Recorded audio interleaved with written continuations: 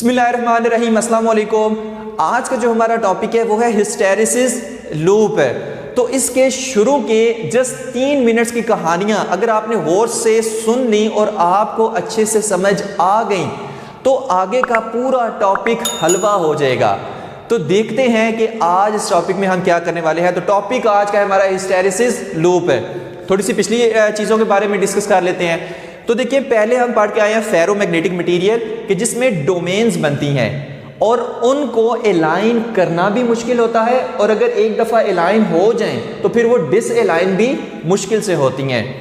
तो जैसे ये हमारे पास एक फेरोमैग्नेटिक मटेरियल है, ठीक है, इसमें क्या है, डोमेन्स बनी हुई हैं। डोमेन कोई भी स्मॉल रीजन होता है फेरोमैग्नेटिक मटेरियल में जिसमें तमाम एटॉमिक मैग्नेटिक मूवमेंट जो होती हैं वो एक दूसरे के पैरेलल होती हैं, ठीक है। अब जैसे ये वाला देखें, इसमें तमाम एटॉमिक मैग्नेटिक मूवमेंट इस तरह से हैं। इसमें देखें, इसमें तमाम एटॉमिक मैग्नेटिक मूवमेंट इस तरह से हैं। इसमें देखें तो इस तरह से हैं, लेकिन सारी क्या है, एक दूसरे से डिफरेंट है। एक डोमेन दूसरी डोमेन से डिफरेंट है, ठीक हो गया। तो ये सारी डोमेन्स क्या हैं, आपस में रैंडमली अलाइन है, और अगर रैंडमली अलाइन है तो ये सारी एक दूसरे के मैग्नेटिक इफेक्ट को कैंसिल कर देंगी और ओवरऑल ये मटेरियल कोई मैग्नेटिक बिहेवियर शो नहीं करेगा, क्योंकि इसमें सारी मैग्नेटिक फील्ड लाइन, सारी एटॉमिक मैग्नेटिक मूवमेंट्स की मैग्नेटिक फील्ड लाइन एक दूसरे को कैंसिल कर देती हैं, ठीक है। तो अभी ये डीमैग्नेटाइज स्टेट में है, कोई मैग्नेटाइज नहीं हुआ। एटॉमिक मैग्नेटिक मूवमेंट का आपको थोड़ा सा बस बता दें कि ये हमारे पास एक एटम है, ठीक है, और ये as a magnet, tiny magnet behave कर रहा है, ठीक है। तो उसको हम एक एरो से शो करते हैं जिसमें हेड शो करता है नॉर्थ पोल को और टेल शो करती है साउथ पोल को, ठीक है। तो ये क्या है, हमारे पास एक एटॉमिक मैग्नेटिक मूवमेंट है एक एटम की, लेकिन यहां पर एक तो नहीं है, यहां पर तो बहुत सारे हैं, ठीक हो गया। अब हम करेंगे क्या कि इस फेरोमैग्नेटिक मटेरियल पे एक्सटर्नल मैग्नेटिक फील्ड अप्लाई करेंगे। हम क्या करेंगे, एक्सटर्नल मैग्नेटिक फील्ड इस पे अप्लाई करेंगे। अब एक्सटर्नल मैग्नेटिक फील्ड क्या करती है, इन डोमेन्स पे फोर्स अप्लाई करती है, जिसकी वजह से ये सारी डोमेन्स क्या करती हैं, मैग्नेटिक फील्ड की डायरेक्शन में अलाइन हो जाती हैं। लेकिन याद रखें कि स्ट्रॉन्ग मैग्नेटिक फील्ड देनी है, सारी मैग्नेटिक डोमेन्स मैग्नेटिक फील्ड की डायरेक्शन में अलाइन हो जाती हैं, ठीक है। Magnetic field, external magnetic field के अप्लाई करने से, कोई भी बाहर से मैग्नेटिक बड़ा सा ला के हम इसके पास रख देते हैं, ठीक है। तो एक्सटर्नल मैग्नेटिक फील्ड में क्या होता है, ये सारी की सारी इस फॉर्म में आ जाती हैं, ठीक है। ये क्या हो जाती हैं, मैग्नेटिक फील्ड की डायरेक्शन में अलाइन हो जाती हैं। अब ये क्या है, अब ये एज अ मैग्नेट बिहेव कर रहा है, फेरोमैग्नेटिक मटेरियल अब ये एज अ मैग्नेट बिहेव कर रहा है। जो आप घरों में मैग्नेट यूज करते हैं, जो अक्सर डेक वगैरह से निकालते हैं, ठीक है, साउंड सिस्टम वगैरह से निकालते हैं, इलेक्ट्रॉनिक डिवाइसेस किसी से निकालते हैं, तो उस मैग्नेट में क्या होता है, ये सारी जितनी एटॉमिक मैग्नेटिक मूवमेंट है ये एक ही डायरेक्शन में अलाइन हो जाती हैं, ठीक है। तो एक क्या करती हैं, एक बड़ा सा मैग्नेट सा बनाती हैं, ठीक है। तो इसमें क्या है, एक ferromagnetic material as a magnet behave कर रहा है, ये अब एक मैग्नेट बन गया है, ठीक हो गया। अगर यहां से फिर मैं एक्सटर्नल मैग्नेटिक फील्ड हटा दूं, एक्सटर्नल मैग्नेटिक फील्ड अगर मैं हटा दूं तो ये मैग्नेटिक एटॉमिक मैग्नेटिक मूवमेंट फिर से क्या होंगे, डिसअलाइन होंगी। लेकिन ये नहीं होगा कि जैसे ही मैग्नेटिक फील्ड हटाई एकदम से डिसअलाइन होगी, बहुत ही आराम से डिसअलाइन होंगी। क्यों, मैंने कहा था ये ऐसा मटेरियल, इसको मैग्नेटाइज करना भी मुश्किल है और डीमैग्नेटाइज भी मुश्किल से होते हैं, ठीक है। तो ये इसकी स्टेट है डीमैग्नेटाइज की, जब कोई मैग्नेटाइजेशन इसमें नहीं है, और एक्सटर्नल फील्ड अप्लाई करने से ये क्या हो गया, मैग्नेटाइज्ड हो गया, ठीक हो गया। तो ये आपको इन दो टर्म में फर्क करना आना चाहिए कि डीमैग्नेटाइज क्या होता है और मैग्नेटाइज क्या होता है। फिर से आखिरी दफा बता रहे हैं, फिर अपनी टॉपिक पे हम शुरू करते हैं। डीमैग्नेटाइज मतलब किसमें तमाम डोमेन्स डिसऑर्डरली अरेंज होती हैं, और मैग्नेटाइज मतलब जिसमें तमाम डोमेन्स जो है वो ऑर्डरली अलाइन होते हैं in the direction of magnetic field, ठीक है। तो ये मैग्नेटाइज और डीमैग्नेटाइज का ख्याल रखना है।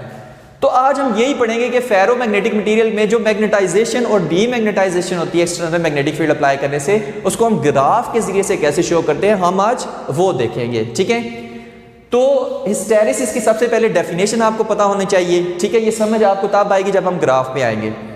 The phenomena in which magnetization lags behind the magnetizing current is called hysteresis. ये एक ऐसा फिनोमेना है कि जिसमें मैग्नेटाइजेशन मैग्नेटाइजिंग करंट के पीछे रह जाता है, ठीक है। अब वो मैग्नेटाइजिंग करंट के कैसे पीछे रह जाती है वो आज हम देखेंगे। तो हमने क्या किया, एक फेरोमैग्नेटिक मटेरियल लिया, ये एक फेरोमैग्नेटिक मटेरियल लिया, फॉर एग्जांपल स्टील ले लिया, ठीक है, हार्ड फेरोमैग्नेटिक मटेरियल होता है, तो स्टील ले लिया, उसको मैंने क्या किया, एक सोलेनाइड के दरमियान में रख दिया, ठीक है, सोलेनाइड की ये कॉइल्स होती है ना, उनके दरमियान में मैंने क्या किया, एक फेरोमैग्नेटिक मटेरियल रख दिया, ठीक है, ये ब्लैक सा आपको ऐसे ये नजर आ रहा होगा। अब उस सोलेनाइड को फिर मैंने क्या किया, एक अल्टरनेटिंग करंट सोर्स के साथ क्या कर दिया, अटैच कर दिया, ठीक है। अब हमें पता है कि जब सोलेनाइड में करंट फ्लो करता है तो इसमें एक मैग्नेटिक फील्ड जनरेट हो जाती है, ठीक हो गया। अब जब मैग्नेटिक फील्ड जनरेट हो गई है तो जाहिर है ये जो अंदर मटेरियल फेरोमैग्नेटिक मटेरियल पड़ा हुआ है ये मैग्नेटाइज होगा, ठीक है, और जब ये मैग्नेटिक फील्ड खत्म हो जाएगी तो ये फेरोमैग्नेटिक मटेरियल दोबारा से डीमैग्नेटाइज हो जाएगा, ठीक है। तो ये मैग्नेटाइजेशन और डीमैग्नेटाइजेशन इसकी देखते हैं किस तरह से होती है, ठीक है। तो याद रखना कि हमने कौन सा करंट लिया, हमने अल्टरनेटिंग करंट लिया है। तो इसी चीज को अब हम ग्राफ के जरिए से देखने लगे हैं। हमने एक ग्राफ लिया कि जिसमें एक्स एक्सिस पे क्या है, करंट है, एक्स एक्सिस पे हमने क्या लिया, करंट लिया, ठीक है, मैग्नेटाइजिंग करंट, और वाई एक्सिस पे मैग्नेटाइजेशन ली, ठीक है, बी से हम उसको शो कर रहे हैं, मैग्नेटाइजेशन हमने वाई एक्सिस पे ले ली और मैग्नेटाइजिंग करंट एक्स एक्सिस पे हमने ले लिया, ठीक है। अब होगा क्या कि अल्टरनेटिंग करंट में क्या होता है, ठीक है, ये अल्टरनेटिंग करंट का वेव फॉर्म से बना रहे हैं करंट और टाइम के दरमियान। अब इसमें क्या होता है कि सबसे पहले करंट क्या होगा, यहां से इंक्रीज होगा इस तरह से, और इंक्रीज होते होते होते होते यहां पर पॉजिटिव पीक पर पहुंच गया। अब जब पॉजिटिव पीक पर पहुंचा है यानी कि इस मटेरियल में से मैक्सिमम मैग्नेटिक फील्ड लाइन गुजर रही है, और जब मैक्सिमम मैग्नेटिक फील्ड लाइन गुजर रही है तो ये मटेरियल क्या हो जाएगा, मैग्नेटाइज हो जाएगा, ठीक है। यहां से हम देखते हैं, यहां पे देखिए डिसऑर्डरली अरेंज है, ये डीमैग्नेटाइज स्टेट है, ठीक है। और जब हमने करंट दिया तो मैक्सिमम यानी पॉजिटिव पीक पर पहुंच गया अल्टरनेटिंग करंट, तो ये सारी क्या होगी, इनके एटॉमिक मैग्नेटिक मूवमेंट, इनके डोमेन्स मैग्नेटिक फील्ड के डायरेक्शन में अलाइन हो गई, ठीक हो गया। तो इसी चीज को अगर हम ग्राफ के जरिए से शो करें तो यहां से पहले करंट जीरो था, इस डायरेक्शन में करंट बढ़ेगा, इस डायरेक्शन में मैग्नेटाइजेशन बढ़ेगी। तो पहले करंट जीरो था और अब क्या हुआ, इंक्रीज, जैसे जैसे वो हो रहा है वैसे वैसे मैग्नेटाइजेशन भी इंक्रीज हो रही है, और यहां पर आकर मैक्सिमम मैग्नेटाइजेशन मिली, यहां पर आके सारी की सारी डोमेन्स एक ही डायरेक्शन में अलाइन हो गई, ठीक हो गया। अब इस पॉइंट को हम कहते हैं सैचुरेशन पॉइंट, इस पॉइंट को हम कहते हैं सैचुरेशन पॉइंट, एस से मैं इसको शो कर रहा हूं, ठीक है। सैचुरेशन मतलब कि जितना उन्होंने अलाइन होना था मैग्नेटिक मूवमेंट या डोमेन्स ने, जितना डोमेन्स ने अलाइन होना था अब वो हो गई। अब अगर इससे ज्यादा मैं करंट दूंगा भी तो फिर भी वो उतनी ही अलाइन रहेगी, मतलब इस तरह से आप इस तरह अलाइन हो गई हैं। अब इससे ज्यादा और क्या अलाइन हो, सारी एक डायरेक्शन में हो तो गई हैं, अब इससे और ज्यादा क्या हो, तो अब मैं बेशक करंट बढ़ाता रहूं, मैग्नेटिक फील्ड बढ़ाता रहूं, तब ये इसी डायरेक्शन में अलाइन रहेंगी। तो ऐसी स्टेज को हम कहते हैं सैचुरेशन स्टेज या सैचुरेशन पॉइंट कह देते हैं, ठीक है। अब नेक्स्ट क्या होने, अल्टरनेटिंग करंट में फिर पॉजिटिव पीक से क्या होगा, करंट अब जीरो की तरफ जाएगा, ठीक है। तो करंट अब क्या हुआ, ऐसा ऐसा काम होते होते होते होते जीरो हो गया इस पॉइंट पर, ठीक है। अब जब इस पॉइंट पर हुआ तो मैंने ग्राफ के जरिए से जब इसको शो किया, यानी कि इधर करंट बढ़ रहा है, पीछे की तरफ कम होगा, और करंट कम होते होते होते होते होते होते जीरो हो गया। लेकिन ये क्या, करंट तो जीरो हो गया है, मतलब यहां से यहां पर है, करंट तो जीरो हो गया है, लेकिन मैग्नेटाइजेशन जीरो नहीं हुई, मैग्नेटाइजेशन जीरो नहीं हुई। मैग्नेटाइजेशन तब जीरो होती अगर जहां से ये ग्राफ चला था वहीं पर वापस आ जाता, लेकिन यहां पर इस तरफ आया तो इतनी ये मैग्नेटाइजेशन अभी है, यानी कि यहां पर देखिए सैचुरेशन पॉइंट में सारी डोमेन्स अलाइन तो हो गई थी, लेकिन जब करंट जीरो हुआ है तो थोड़ी सी डिसअलाइन हुई है, ज्यादा डिसअलाइन नहीं हुई। जैसे फॉर एग्जांपल समझाने के लिए मैंने बताया हुआ है कि 1 2 3 ये तो अलाइन है, लेकिन 1 2 3 और ये थोड़ी सी क्या होगी, ये डिसअलाइन हो गई हैं, ठीक है। यानी कि जब करंट जीरो हो गया तो पूरी तरह से ये मैग्नेटिक मूवमेंट या डोमेन डिसअलाइन नहीं हुई, अभी भी इनमें मैग्नेटाइजेशन बाकी है। यही तो फेरोमैग्नेटिक मटेरियल होता है कि इसको डीमैग्नेटाइज करना भी मुश्किल होता है। तो इस पॉइंट को हम कहते हैं रिटेंटिविटी या रेमिनेंस कहते हैं। अब क्या होगा कि नेगेटिव डायरेक्शन में अब करंट बढ़ेगा, जाहिर है अल्टरनेटिंग करंट है, तो अब नेगेटिव डायरेक्शन में करंट क्या होगा, इंक्रीज होना शुरू होगा। अब नेगेटिव डायरेक्शन में जब करंट इंक्रीज होना शुरू होगा तो उस मटेरियल में, उस फेरोमैग्नेटिक मटेरियल में जो थोड़ी बहुत मैग्नेटाइजेशन बच गई थी वो भी कम होते होते होते जीरो हो जाएगी। कब, जब मैं नेगेटिव डायरेक्शन में करंट को बढ़ाऊंगा, यानी वो भी कम होते होते होते जीरो हो जाएगी। ठीक है, क्यों, करंट ने आप डायरेक्शन को चेंज कर लिया है। अब सोलेनोइड में जो मैग्नेटिक फील्ड है वो अपोजिट डायरेक्शन में प्रोड्यूस होगी, मैग्नेटिक फील्ड जो इसमें प्रोड्यूस हो रही है वो भी अपनी डायरेक्शन चेंज कर लेगी। ठीक है, वो भी आगे चल के आपको बताते हैं। अब क्या होगा कि इस पॉइंट पर कि जहां पर B जीरो हो गया है, मैग्नेटाइजेशन जीरो हो गया है, लेकिन करंट जीरो नहीं हुआ, उस पॉइंट को हम कहते हैं कोर्सिविटी या कोरेसिविटी। ठीक है, कुछ कोर्सिविटी कहते हैं, कुछ कोरेसिविटी कहते हैं। तो इस पॉइंट को हम कहेंगे कोर्सिविटी, जिसको हम C से यहां पर शो कर दिया है। ठीक है, अब इस पॉइंट का मतलब ये है कि करंट जीरो नहीं हुआ। देखिए करंट जीरो हुआ है, नहीं हुआ भाई, वो तो उसकी कुछ ना कुछ वैल्यू है, यहां से भी हमें पता चल रहा है कि करंट की कुछ ना कुछ वैल्यू है, लेकिन मैग्नेटाइजेशन जीरो हो गई है। तो ऐसे पॉइंट को हम कहते हैं कोर्सिविटी, जिस पे जैसे मटेरियल पहले था अब वैसे ही उस तरह दोबारा हो गया जिस तरह पहले था। ठीक है, जैसे डोमेन्स पहले जिस तरह डिसऑर्डर थी अब भी उसी तरह डिसऑर्डर हो गई हैं। ठीक है, लेकिन अब क्या हुआ कि करंट और बढ़ा नेगेटिव डायरेक्शन में, और बढ़ते बढ़ते बढ़ते बढ़ते बढ़ते बढ़ते बढ़ते पीक वैल्यू पर पहुंच आया। ये इसकी क्या है, ये नेगेटिव पीक वैल्यू है। नेगेटिव पीक वैल्यू मतलब नेगेटिव डायरेक्शन में मैक्सिमम करंट फ्लो कर रहा है, और जब मैक्सिमम करंट फ्लो कर रहा है तो जो मैग्नेटिक मूवमेंट्स थी या जो डोमेन्स थी वो अपोजिट डायरेक्शन में अलाइन होना शुरू होगी, यानी अपोजिट डायरेक्शन में मैग्नेटाइज होना शुरू होगी इस पॉइंट पर।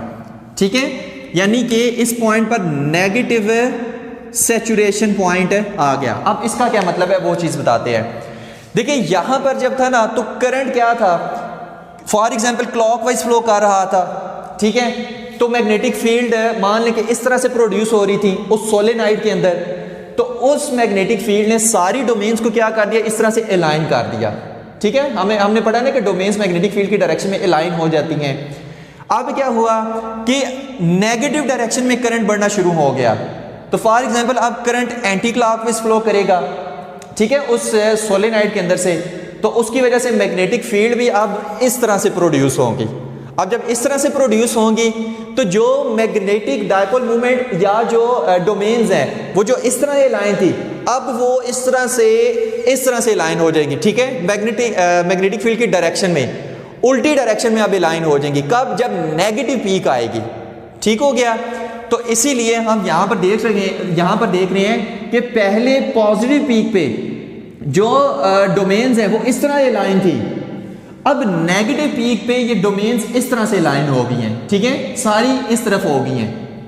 ठीक है, लेफ्ट साइड पर, मेरे क्या लेफ्ट साइड पर ये इस तरफ अलाइन हो गई है, तो नेगेटिव सैचुरेशन पॉइंट आ गया कि उलट डायरेक्शन में अलाइन हो गई हैं। ठीक है, अब यहां से करंट ने क्या होना है, फिर से जीरो। अब मैं इसको मिटा रहा हूं, इसको थोड़ा सा याद रखना है। ठीक है, अब करंट ने क्या होना है, नेगेटिव पीक से दोबारा जीरो की तरफ जाना है, यानी कि यहां पर।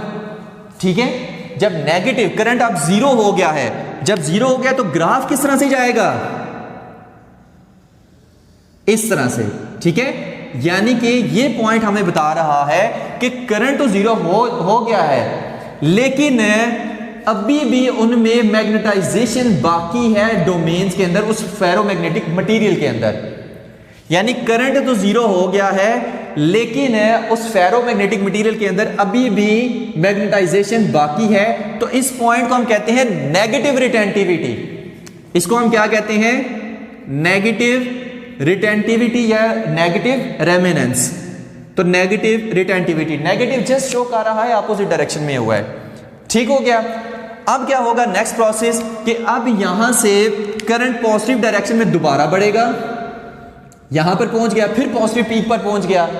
जब करंट दोबारा बढ़ेगा तो दोबारा से ये मैग्नेटिक फील्ड लाइन ऐसे दोबारा से ये डोमेन्स ऐसे लाइन हो जाएंगी। ठीक है, क्यों, अब फिर से मैग्नेटिक फील्ड जो इस सोलेनोइड के अंदर प्रोड्यूस हो रही है इस तरह थी, अब वो दोबारा से इस तरह होगी, क्यों, दोबारा पॉजिटिव पीक आ रही है। तो दोबारा से ये मैग्नेटिक डायपोल मूवमेंट कह लें या डोमेन्स कह लें, ये मैग्नेटिक फील्ड की डायरेक्शन में ऐसे अलाइन हो जाएंगी।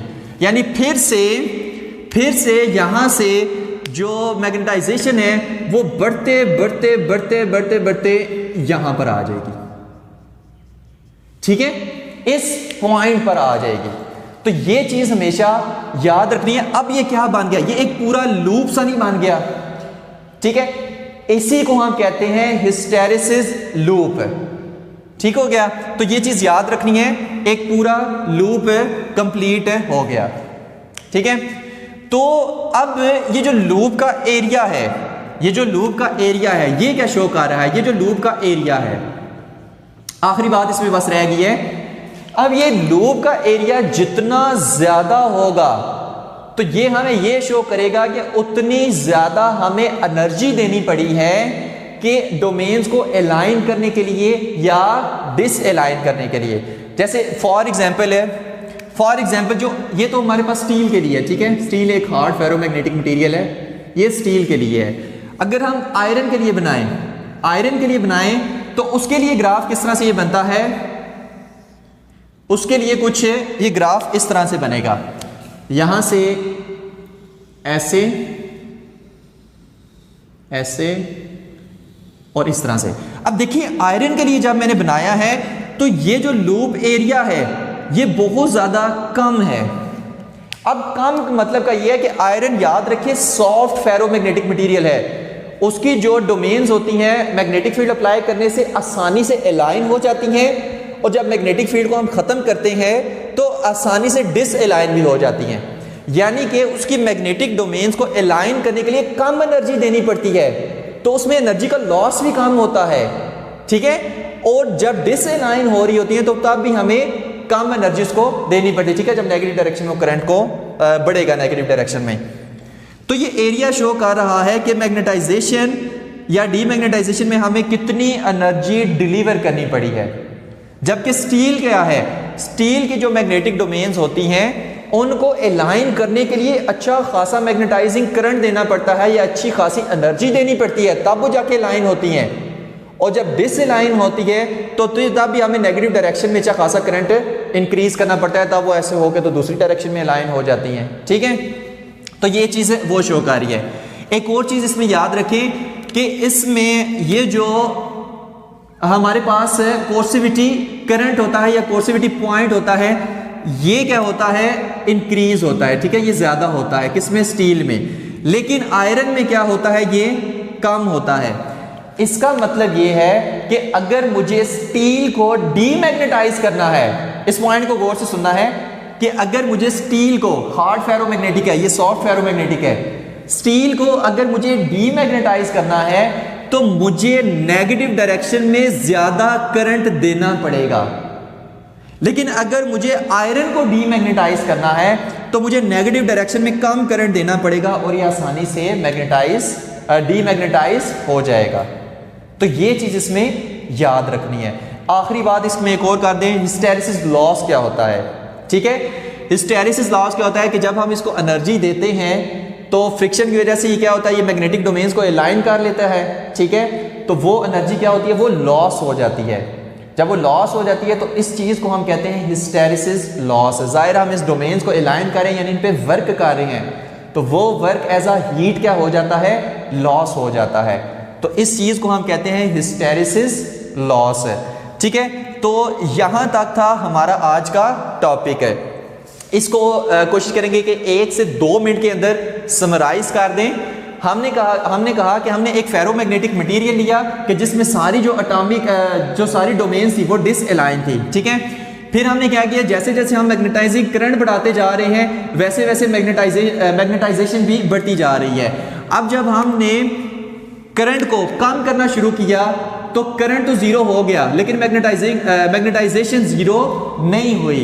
अब जब हमने मजीद करंट को नेगेटिव डायरेक्शन की तरफ बढ़ाया तो जो हमारे पास मैग्नेटाइजेशन है वो तो जीरो हो गई, लेकिन जो करंट है नेगेटिव डायरेक्शन में जो बढ़ रहा है वो जीरो नहीं हुआ। तो इस पॉइंट को हम कहेंगे रिटेंटिविटी कि जहां पर करंट जीरो हो जाता है लेकिन मैग्नेटाइजेशन जीरो नहीं होती। इस पॉइंट को हम कहेंगे कोर्सिविटी, कि जहां पर मैग्नेटाइजेशन तो जीरो हो जाती है लेकिन करंट जीरो नहीं होता। जब हमने मजीद नेगेटिव डायरेक्शन में करंट बढ़ाया तो मैग्नेटिक डोमेन अपोजिट डायरेक्शन में अलाइन होने लग पड़ी, और फिर जब हमने करंट को कम करते करते जीरो कर दिया तो तब भी मैग्नेटाइजेशन जीरो नहीं हुई। इस पॉइंट को हम कहेंगे नेगेटिव रिटेंटिविटी। और जब दोबारा से पॉजिटिव डायरेक्शन में करंट बढ़ाया, पॉजिटिव पीक पर पहुंच गया, तो मटेरियल अपोजिट डायरेक्शन में दोबारा से अलाइन हो गया, ठीक है, उसकी डोमेन्स दोबारा से अलाइन होगी, तो हमारे पास एक पूरा लूप बन गया। तो इसी को हम कहते हैं हिस्टैरिसीस लूप है। तो ये था हमारा आज का lecture, hysteresis loop. Hope so कि आपको सारा समझ आ गया होगा। अभी भी कोई कंफ्यूजन हो तो आप मुझसे कमेंट बार में पूछ सकते हैं। Thank you very much. Allah Hafiz.